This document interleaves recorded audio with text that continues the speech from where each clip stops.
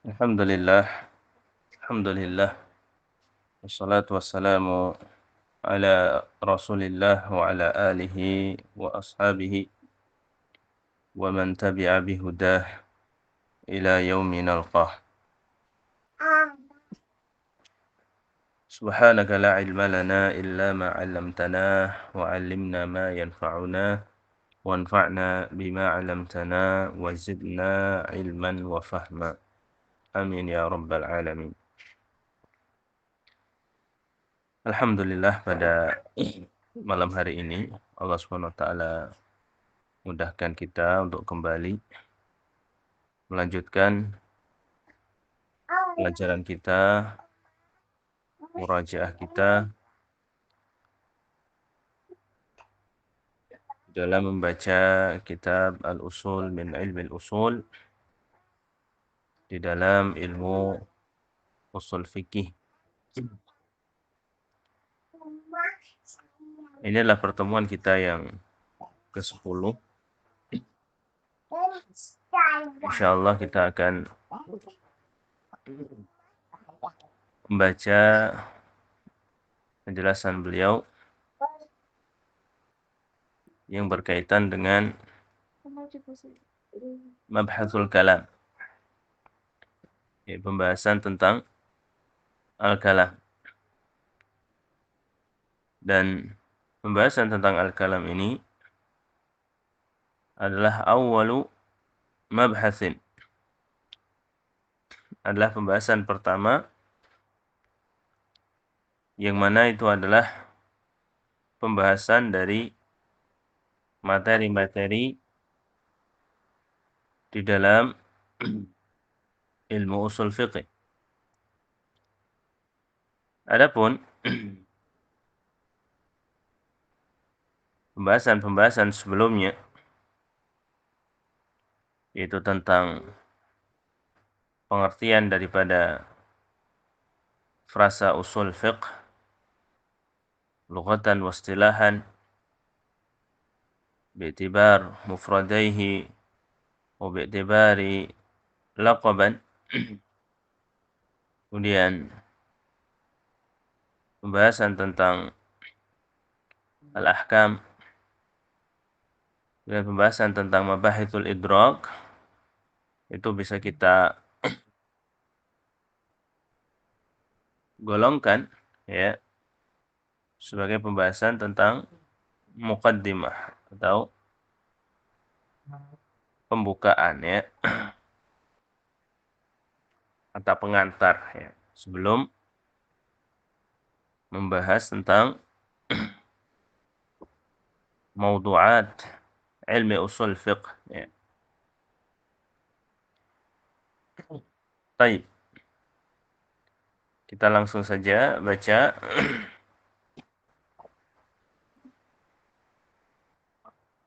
pembahasan beliau terkait dengan al-kalam.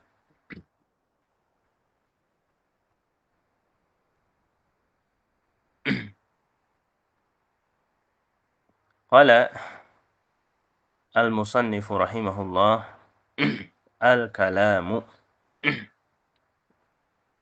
Al-kalam. Sebelum kita membaca apa yang beliau sebutkan di sini, perlu kita ketahui bahwasanya pembahasan tentang kalam ini adalah satu materi, satu pembahasan yang selain dibahas di dalam ilmu usul fikih, juga dipelajari dalam ilmu nahwu. Ya. Sebagaimana kita tahu bersama, dalam ilmu nahwu juga membahas tentang al-kalam ini. Yang menjadi pertanyaan, kenapa pembahasan tentang kalam ini juga dibahas oleh para ulama usul dalam kitab-kitab mereka? Kenapa tidak mencukupkan dengan pembahasan al-kalam di dalam ilmu nahwu? Maka jawabannya adalah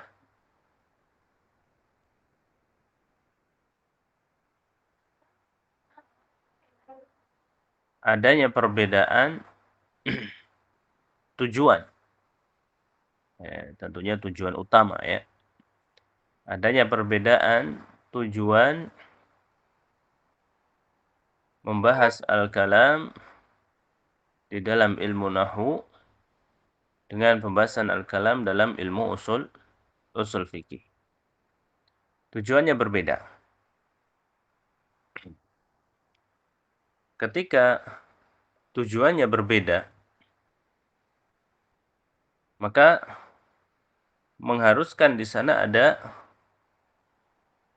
mabahis ya, ada sub-sub pembahasan yang dibahas di dalam ilmu nahwu tetapi tidak dibahas dalam ilmu usul fikih. Begitu pula sebaliknya.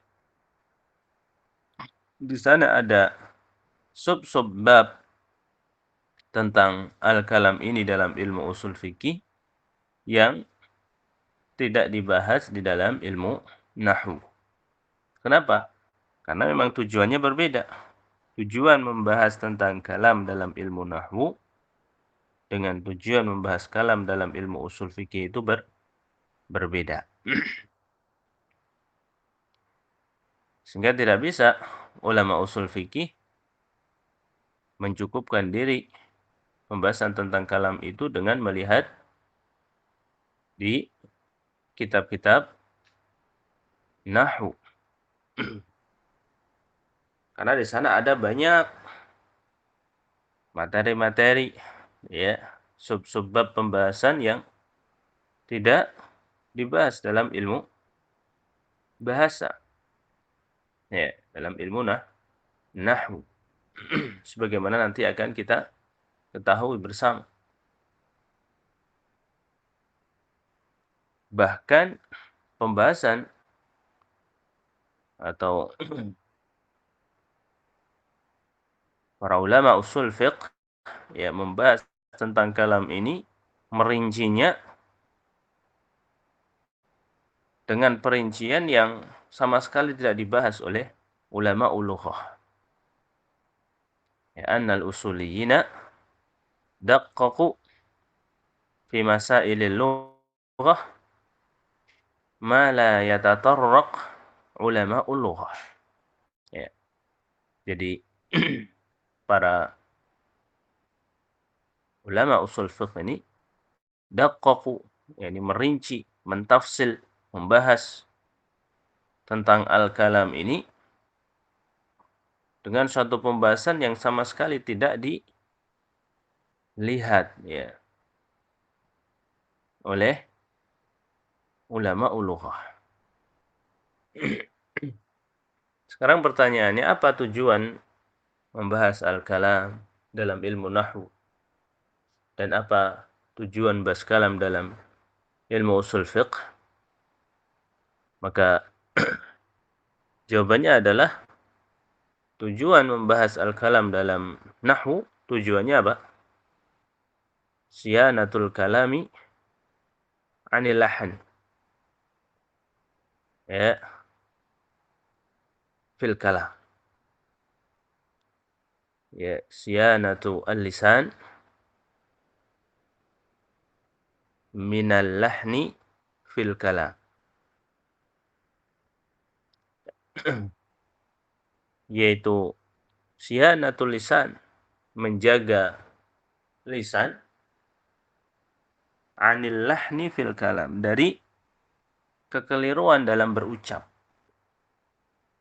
Ya, tujuannya hanya sekedar apa? Menjaga lisan agar tidak salah ucap. Sehingga dibuatlah kaidah-kaidah dan seterusnya agar bagaimana ya lisan ini tidak salah salah ucap. Ya. Terlebih ya harokat-harokat di akhir kalimat. Itu saja sudah. Agar bagaimana seorang itu ketika berbicara dengan fasih, dengan benar. Ya. Daraba Zaidun kalban misalnya. Ya. Ya, jangan sampai sesuatu yang rofa dibaca nasab, yang nasab dibaca majrur, ya, yang majrur dibaca majzum dan seterusnya. Ya. Ketika ucapan itu sudah benar, sudah tujuan tercapai. Ya. Meskipun terkadang secara makna tidak faham. Ya, memang dengan mempelajari nahwu, ya, sorof itu akan bisa membantu memahami makna, tetapi tujuan utamanya adalah bagaimana lisan itu apa? Benar dalam berucap. Ya. Kalau sudah benar, ya sudah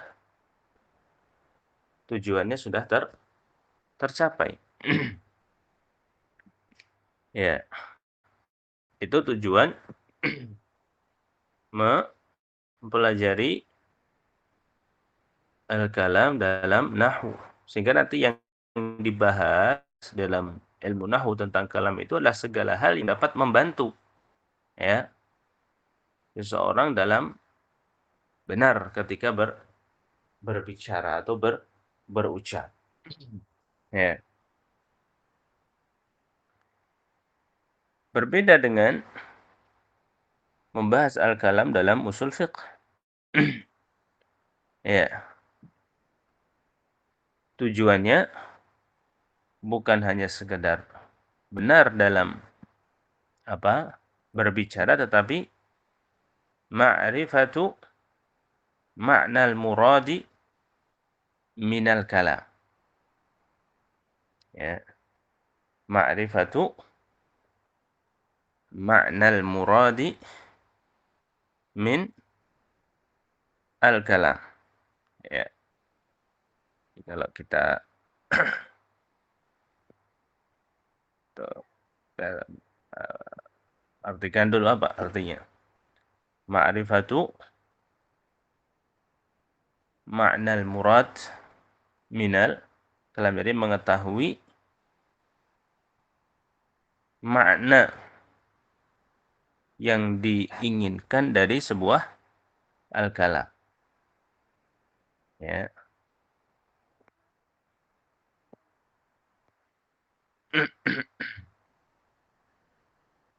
Maksud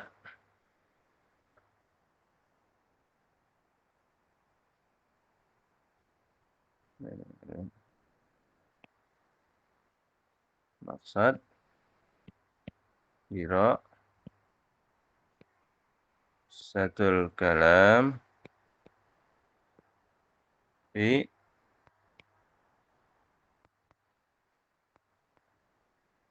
pertama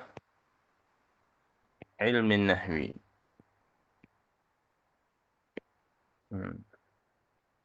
Apa tadi tujuannya? Siyanatu al-kalam minal afina siyanatul lisan. Ya, siyanatul lisan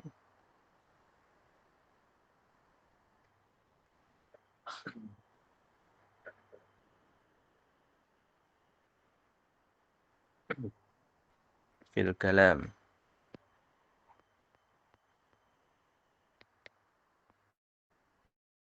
Minal al-lahan. Ya, yang pertama. Yang kedua, maksud dirasatul kalam fi ilmi usul al-fiqh Ya, apa? Ma'rifatu makna al-murad minal kalam.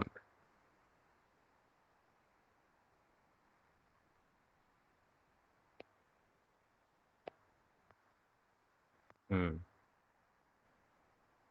Untuk mengetahui makna yang diinginkan dari sebuah kalam. Ya. Jadi kalau ada kalam seperti ini, maknanya apa yang seperti ini? Kalau kalam tersebut berupa ini, makna yang ditunjuk apa? Dan seterusnya dan seterusnya. Ya.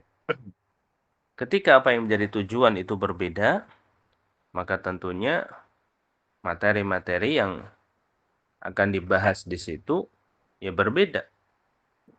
Dalam ilmu nahwu yang akan dibahas hanya segala hal berkaitan dengan kalam yang akan mengarah kepada tujuan yang diinginkan, yaitu berupa penjagaan lisan dari salah ucap. Begitu juga sehingga hal-hal yang tidak ada kaitannya dengan itu tidak akan dibahas. Ya.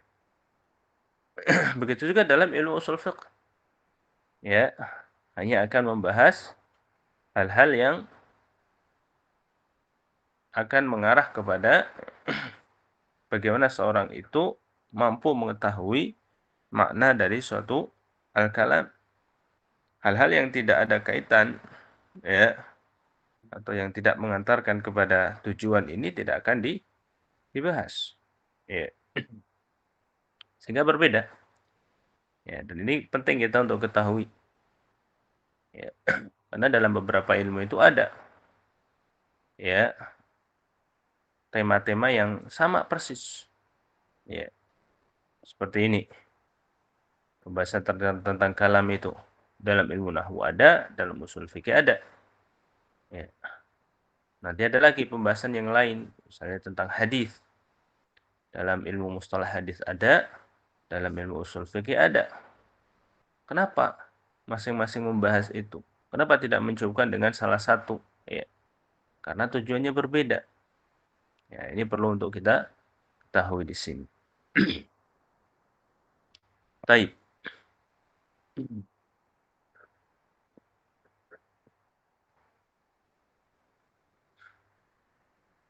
Saya bacakan di sini syarah dari uh, Syekh Ghazi Al-Utaibi ya, Ghazi bin Mursyid Al-Utaibi rahimahullah ya. Ini salah satu pengajar tetap ya madah usul fiqh di Masjidil Haram ya. Beliau mengatakan dalam syarahnya, mabhasul kalam huwa mabhatsu ad-dalalat al-lughawiyah.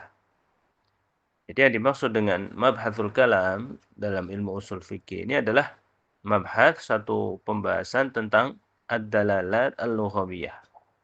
Ya, yaitu petunjuk-petunjuk secara bahasa. Petunjuk-petunjuk lafaz secara bahasa.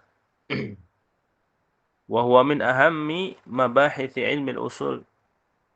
Dan pembahasan tentang kalam ini ya adalah min ahammi mabahith ilmi al-usul.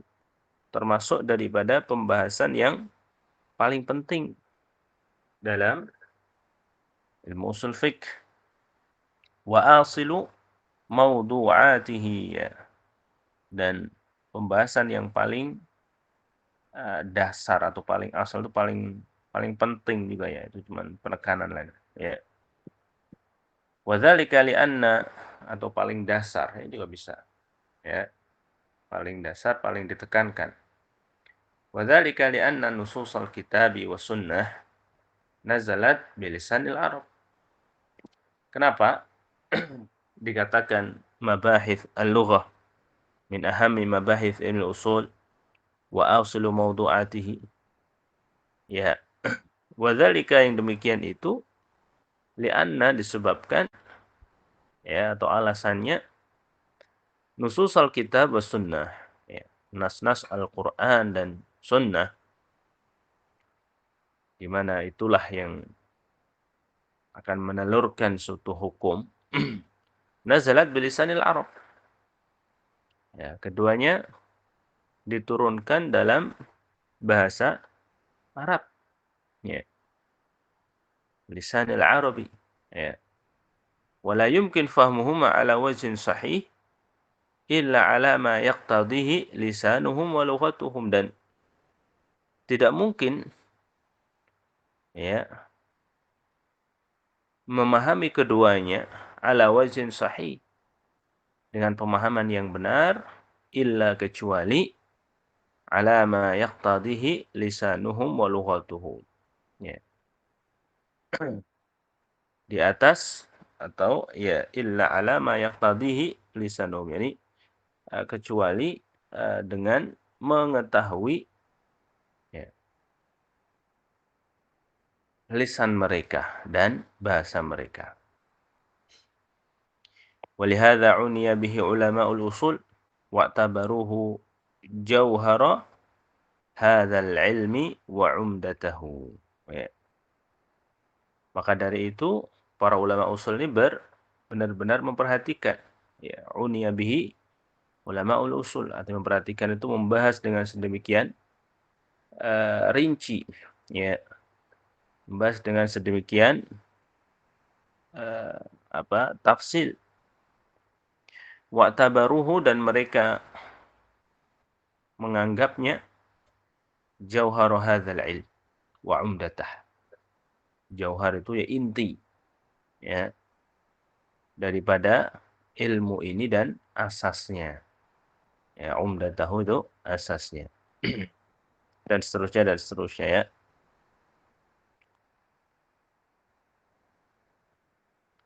Baik, itu sekilas tentang bagaimana pentingnya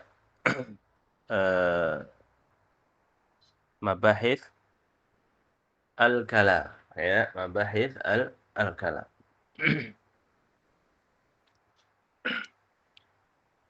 Qala al-musannif rahimahullah ta'rifuhu, pengertiannya al-lafzu yani al-kalam lughatan al-lafzul mawdu' li ma'na.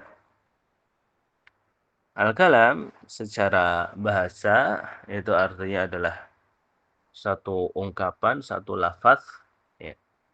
Lafaz itu artinya sesuatu yang diucapkan ya.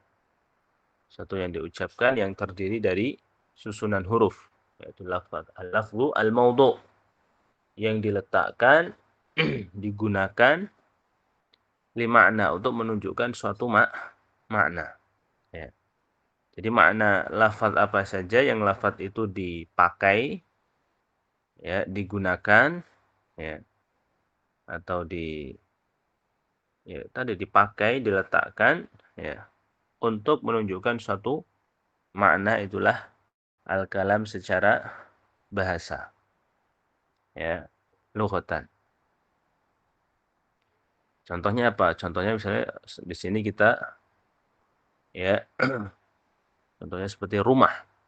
Ya, rumah ini kan lafaz ya, yang terdiri dari susunan huruf-huruf yang dipakai untuk menunjukkan suatu makna, yaitu suatu tempat tinggal yang digunakan untuk istirahat dan seterusnya ya. Meja, kursi dan seterusnya ya. Wastilahan, adapun makna al-kalam secara istilah, al-lafzul mufid ya, yaitu suatu lafaz yang mufid ya. Mufid itu artinya yang memberikan suatu faedah ya, yang memberikan suatu faedah, pengetahuan yang baru ya. Seperti Allahu Rabbuna ya, Allah adalah Rabb kami, wa Muhammadun nabiyuna ya. Dan Muhammad itu adalah nabi kami ya. Itu secara istilah al-lafzul mufid ya.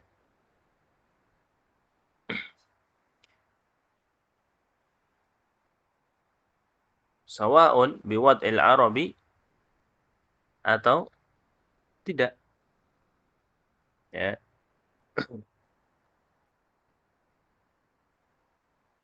Nah, ini bedanya dalam ilmu nahwu. Lalu nahwu dikatakan al-lafdzul murakkabul mufidu bil wad'i, kan gitu. Ya. Al-lafdzul murakkabul mufidu bil wad'i. Ya, karena memang ranah pembahasan tentang al-kalam di sana ya kalamil Arab. Ya. Namun di sini berbeda, ya. Karena tujuannya berbeda, maka yang pengertiannya pun juga berbeda. Maka setiap lafaz yang mufid, ya, yang berfaedah, maka itulah al-kalam. Wa aqallu ma yata'allafu minhul kalami, ya.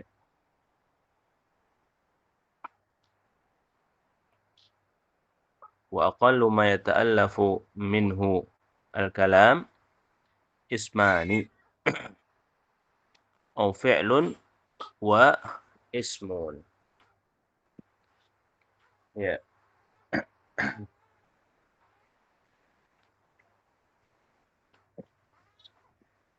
Aqall ma yata'allafu minhul kalam.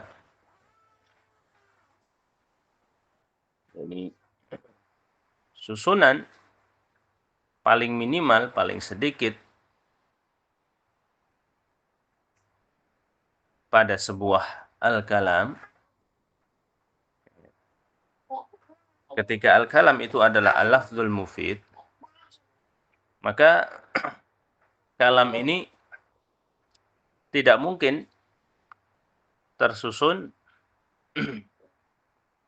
kurang dari satu kalimat atau satu kata. Ya.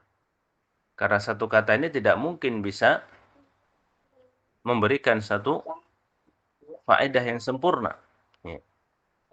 Maka di sini beliau katakan aqall ma yata'alafu minhul kalam, susunan kata yang paling sedikit pada sebuah kalam, pertama adalah isman, dua isim, au fi'lun wasm, atau susunan fi'il dan isim. Ya. Kenapa yang paling sedikit itu dua isim atau fi'il dan isim? Karena untuk membentuk suatu faedah yang sempurna itu tidak mungkin tersusun dari satu kalimat. Entah itu isim saja, atau fi'il saja, atau huruf saja. Ya.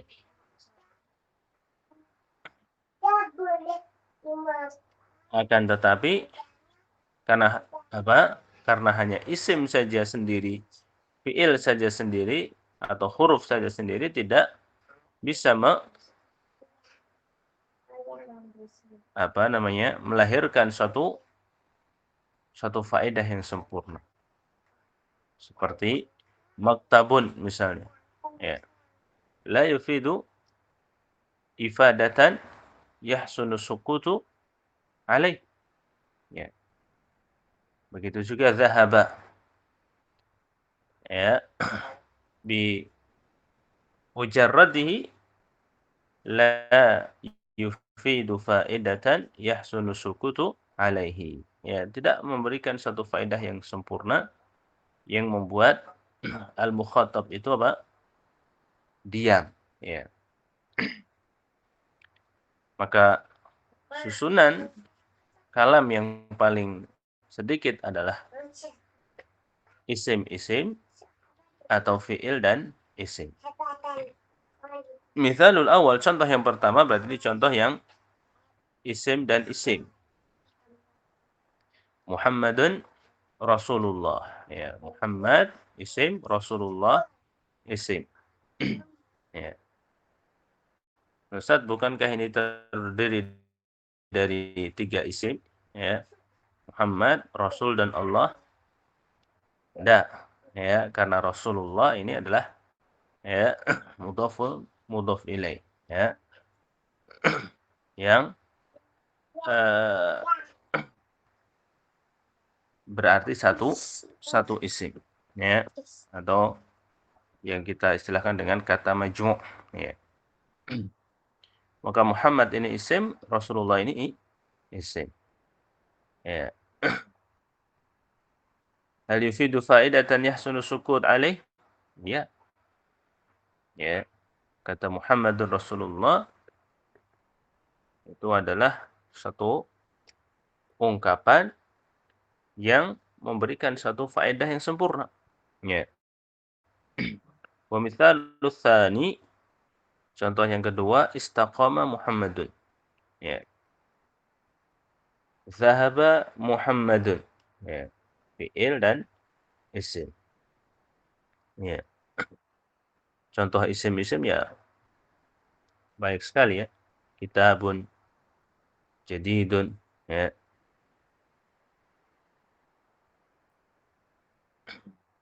dan seterusnya. Nah, itu adalah aqal ma yata'allafu minhu al-kalam. Ismani ay isim wa isim. Yang kedua fi'il wa isim. Tidak akan mungkin suatu kalam ya tersusun kurang dari dua isim atau kurang dari fi'il dan isim, ya. Kalau kurang dari dua isim berarti isim saja, kurang dari fi'il dan isim berarti fi'il saja, ya. Seperti Muhammadun contohnya seperti ya. Berarti isim saja, ya. Atau istaqama saja, ya.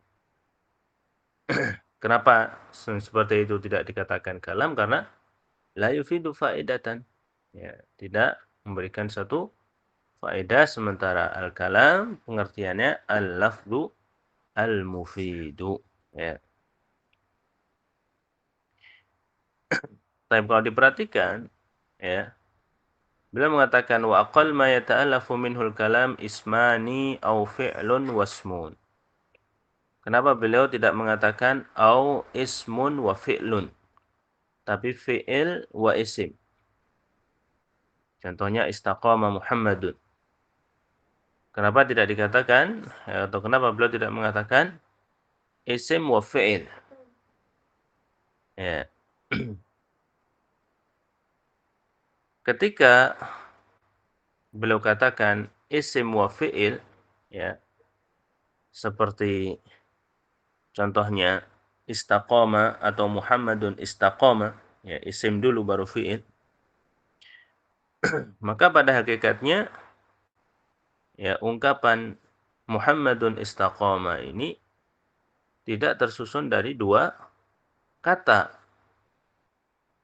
isim dan fi'il, ya, akan tetapi tersusun dari tiga kalimat atau tiga kata. Yang ketiga adalah dhamir munfasil, ya, atau dhamir mustatir, ya, munfasil ya'udu ila Muhammad, ya.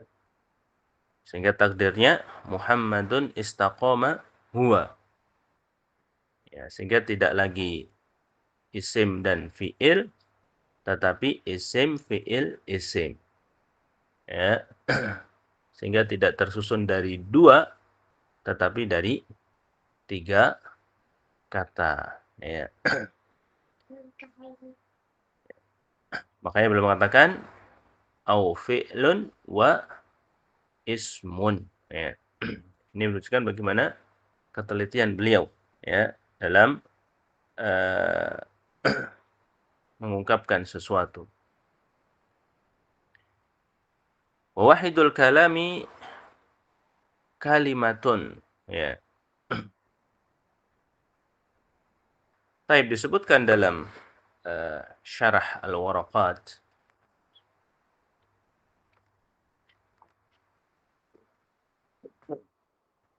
oleh Syekh Abdullah Al-Fauzan hafizahullah taala, tujuan para usuliyun ketika menyebutkan tinjauan al-kalam dilihat dari susunan, ya, terkecilnya, Tujuannya itu adalah untuk membedakan antara al-kalam al-mufrad dan kalam al-murakkab. Ya. Jadi di sana ada pembahasan dalam ilmu usul fikih itu yang terambil dari pembahasan mantiqiyah. Ya. Al-kalam itu terkadang ada yang eh, berupa al-kalam al-mufrad dan terkadang ada yang berupa al-kalam al-murakkab. Ya. Mufrad di sini bukan lawan daripada jamak atau tasniyah, bukan. Jadi kata mufrad itu memiliki dua lawan. Ya, lawan yang pertama, kata mufrad itu sebagai lawan dari musanna dan jamak. Seperti maktabun, maktabani, makatib.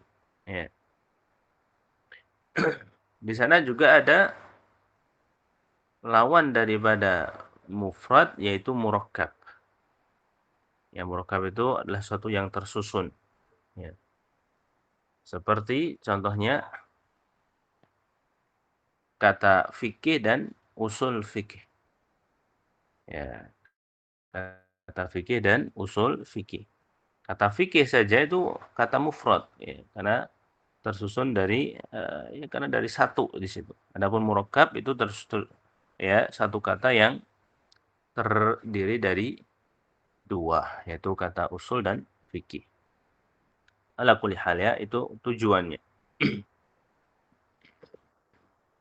Wawahidul kalami kalimatun wahiyal lafzul mawdu'u li ma'nan mufrad. Wahya imma ismun au fi'lun au harfun. Wawahidul kalam kalimah. Dan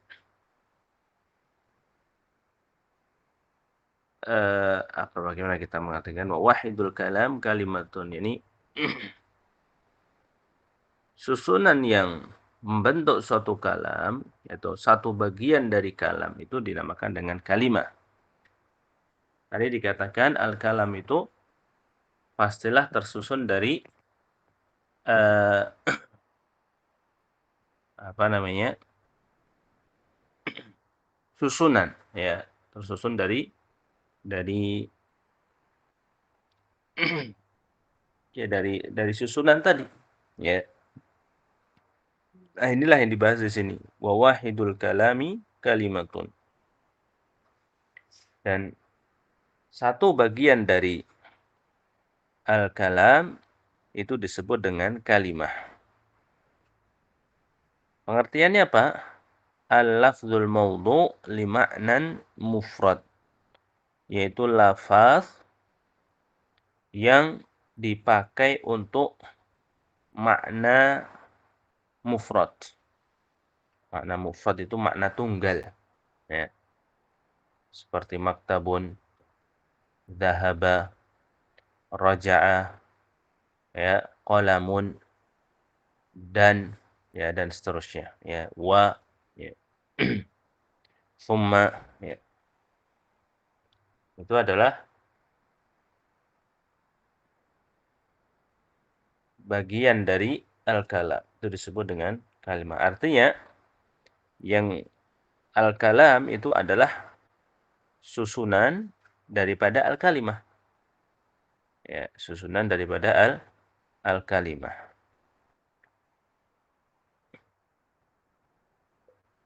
Ini kalimah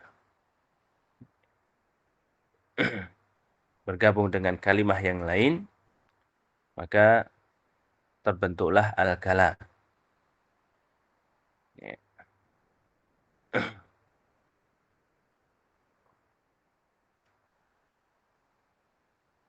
Dan paling sedikit tadi berapa? Dua kalimah.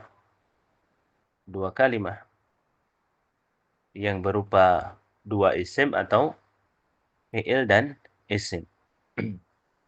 Dan kalimah ini, wahia dan kalimah ini imma ismun, terkadang bentuknya adalah isim, au fi'il atau fi'il, au harfun, atau terkadang berupa huruf. Ya, tidak ada yang keempat. Ya. Dari mana pembagian ini? Kalau kalimah itu bentuknya salah satu dari tiga, kalau bukan isim ya fi'il, kalau bukan fi'il ya huruf. Dari mana? Ya, yaitu dari istiqra'at tam, ya, min kalami al-Arab. Ya, yaitu dari penelitian yang lengkap, ya,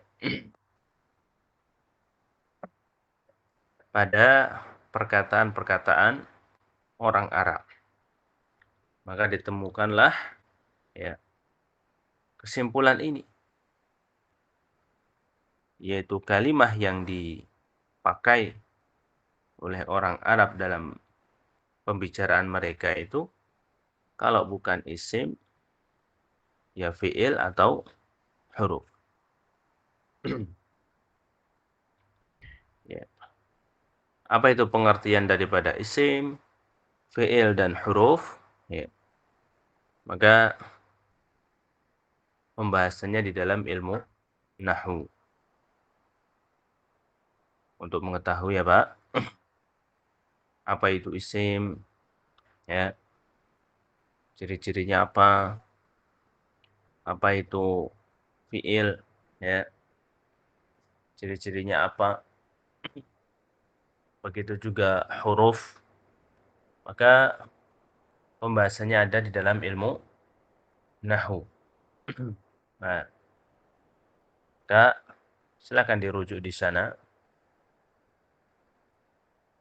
untuk mengetahui apa itu isim, ya, seperti apa ciri-cirinya, apa itu fi'il, pengertiannya dan ciri-cirinya dan seterusnya.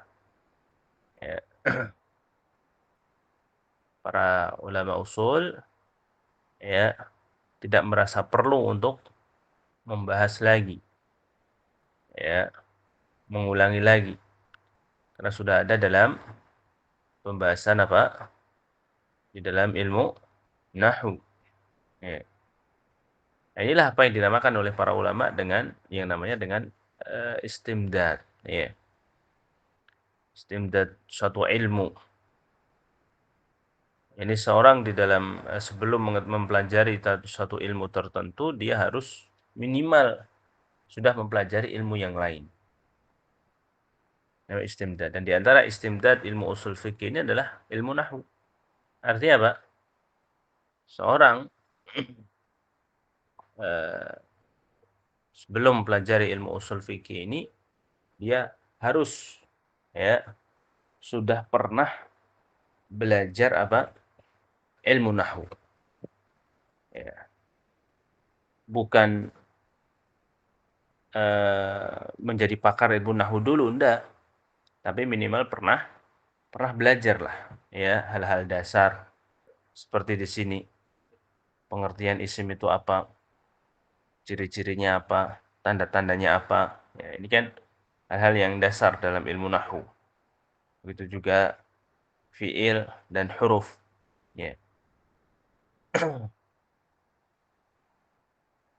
Sama seperti seorang ingin mempelajari ilmu waris, ya, hitung-hitungan ilmu waris. Dia sebelumnya harus terlebih dahulu pernah belajar matematika dasar misalnya tentang penjumlahan, perkalian, ya, pembagian, pecahan dasar, ya. Karena bagaimana dia akan belajar ilmu eh, menghitung warisan kalau dia sama sekali belum pernah dan tidak tahu tentang hitung-hitungan dasar tadi. Ya, penjumlahan, pengurangan, perkalian, pembagian, ya, pecahan dasar. Tidak mungkin. Ya. Begitu juga di sini. Maka para ulama usul fikih tidak membahas lagi, ya, tentang pengertian-pengertian isim, fi'il, dan huruf. Ya, silakan dipelajari di ilmu nahwu.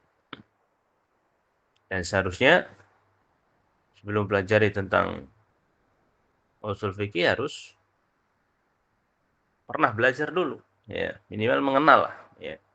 Tidak harus syaratnya menjadi pakar dulu, ya, enggak, tapi minimal pernah belajar dan mengetahui dasar-dasar daripada ilmu nahwu. Lalu apa yang akan dibahas dalam ilmu usul fikih berkaitan dengan isim, fi'il, dan huruf ini? Ya, nah ini yang penting untuk kita pelajari. Di mana pembahasan ini nanti tidak ditemukan dalam ilmu nahwu. Pembahasan isim, fi'il, huruf, ya, yang akan disebutkan setelahnya ini tidak ditemukan dalam ilmu nahwu. Ya,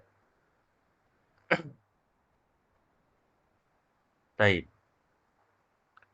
Falismu ma dalla ala ma'na fi nafsihi min ghairi isy'arin bi zaman. Disebutkan pula, ya, sebenarnya sebagiannya tidak disebutkan, tapi di sini Syekh menyebutkan, ya. Adapun isim ma dalla ala ma'nan, yaitu satu lafaz, ya. Ma di sini lafaz dalla ala ma'nan, yang menunjukkan suatu makna fi nafsihi, pada dirinya sendiri. Pada diri sendiri itu ya pada susunan katanya itu. Misalnya maktabun, yaitu susunan mim, kaf, ta, dan ba. Itu fi nafsihi. Ma dalla ala ma'nan fi nafsihi, yaitu satu lafaz yang menunjukkan suatu makna dengan dirinya sendiri. Min ghairi isy'arin bi zaman, tanpa adanya makna yang berkaitan dengan waktu tertentu. Min ghairi isy'arin bi zaman, tanpa adanya keterkaitan dengan suatu zaman tertentu. Contohnya apa tadi? Tadi saya contohkan maktabun. Maktab ini kan lafaz. Ya. Dalla ala ma'nan fi nafsih. Dia menunjukkan suatu makna pada dirinya sendiri, yaitu pada susunan mim, kaf, ta, dan ba. Maktabun. Dia menunjukkan suatu makna. Apa itu? Yaitu sebuah alat atau sebuah tempat yang digunakan untuk menulis lah misalnya, atau membaca buku. Min ghairi isy'arin bi zaman. Ya, tanpa adanya kaitan atau keterangan tentang waktu, baik itu waktu yang lalu atau waktu yang sekarang atau waktu yang akan datang. Tidak ada keterkaitan dengan zaman tersebut, ya. Maka itulah al ismu ma dalla ala ma'nan fi nafsihi, ma dalla ala ma'nan fi nafsihi. Perkataan ma dalla ala ma'na, keluar darinya yaitu al-alfaz al-muhmalah, yaitu lafaz-lafaz yang muhmal, yang tidak terpakai. Ya, contohnya seperti days, susunan terbalik dari kata zaid, days, itu namanya muhmal. Ya. Dia tidak dimakan dengan isim. Kenapa? Karena la yadul ala ma'nan, tidak menunjukkan makna. Kalau dikatakan apa makna days, tidak ada maknanya. Ya, maka dia bukan isim, karena isim dalla ala ma'nan. Ya. Sehingga kata ma dalla ala ma'nan kharaja bihi al-alfaz al-muhmalah. Fi nafsihi, pada dirinya sendiri, yaitu pada susunan hurufnya itu mim, kaf, ta, ba. Keluar darinya yaitu huruf. Kenapa? Karena huruf itu meskipun menunjukkan makna, tetapi maknanya itu fi ghairihi, ya, fi ghairihi, pada yang lain, bukan pada dirinya.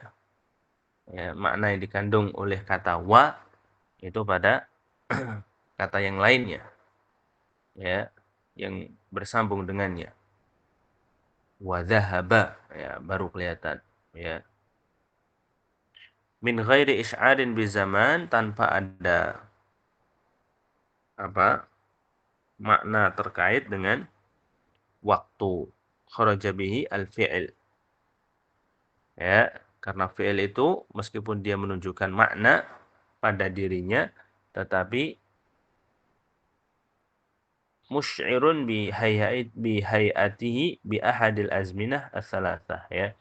Tapi makna yang dikandung itu ada keterkaitan makna, ini ada keterangan makna atau ada keterangan waktu, ya. Baik itu waktu yang telah lalu atau waktu sekarang dan waktu yang akan datang. Wa huwa salasatu anwa. Inilah, ya, pembahasan kalam yang sifatnya usuliyah, ya. Pembahasan kalam yang sifatnya adalah usuliyah, bukan lughawiyah, ya. Wa huwa salasatu anwa, dan isim itu ada 3 macam, ya. Al-awwal ma yufidul umuma kal asma' al-mausulah. Al-thani ma yufidu al-itlaqa kan nakira fi siyaqil itsbat. Al-thalits ma yufidu al-khususa kal a'la. Ya, yang pertama itu isim yang yufidul umum, menunjukkan makna umum. Yang kedua ma yufidul itlaq, yaitu isim yang menunjukkan makna mutlak, ya. Kemudian yang ketiga ma yufidul khusus, yaitu isim yang menunjukkan makna khusus. Tapi seperti apa isim menunjukkan makna umum? Ya, contohnya seperti apa? Ya, kemudian kalau menunjukkan makna mutlak itu seperti apa? Ya, dan isim menunjukkan makna khusus seperti apa? Ya, insyaallah kita terangkan pada pekan depan, ya, insyaallah taala. Ya. Tapi begitu juga fiil, ya. Nah, ini yang membedakan pembahasan tentang al-kalam di dalam ilmu usul fikih dengan pembahasan yang ada dalam ilmu nahwu, ya, dalam ilmu nahwu. Baik. Saya kira untuk pertemuan malam hari ini kita cukupkan, ya. Sampai di sini saja, ya. Semoga bermanfaat apa yang kita pelajari dan semoga bisa dipahami. Kita lanjutkan pada pekan depan insyaallah taala. Hadza ma tayassara qira'atuhu wa bayanuhu fi hadza al-liqa'. Nas'alullah ta'ala an yanfa'ana wa an yazidana ilman, ya, wa fahma, innahu waliyyu dzalika wal qadir alaih. Nakhtim bi du'a kafaratul majlis. Subhanakallahumma wa bihamdika asyhadu an la ilaha illa anta astaghfiruka wa atubu ilaik. Wassalamualaikum warahmatullahi wabarakatuh.